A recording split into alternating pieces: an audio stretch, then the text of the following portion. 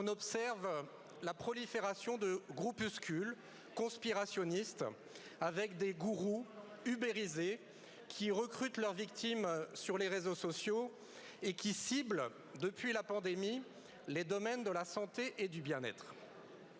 Alors, dans tous les cas, les conséquences sont les mêmes.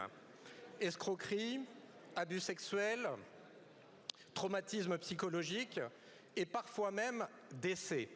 Car quand ces gourous 2.0 incitent, par exemple, à remplacer la chimiothérapie par des jus de légumes ou à se nourrir uniquement d'air et de lumière, je n'invente rien.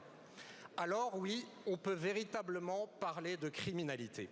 On a effectivement en parallèle tout un tas d'autres gourous 2.0 qui sont sans doute plus difficiles à suivre, en tout cas qui doivent faire évoluer également nos modalités de réponse. C'est la raison pour laquelle, et ce sera une première, des assises des dérives sectaires et du complotisme seront organisées en début d'année prochaine, de manière à mettre tous les acteurs qui sont concernés autour de la table, non pas simplement pour s'écouter, mais pour mettre en place un plan d'action réel pour travailler à la fois sur la manière dont on signale, la manière dont on découvre et dont on accompagne les personnes qui sont concernées, qui sont pour la plupart sous emprise, que ce soit une emprise physique, une emprise psychologique, une emprise parfois financière, et puis de voir, parce qu'on a vu les difficultés qu'on a rencontrées sur l'église de Scientologie et son installation à Saint-Denis, peut-être éventuellement voir s'il doit y avoir des évolutions législatives pour nous permettre d'avoir tous les outils sur le sujet. Merci.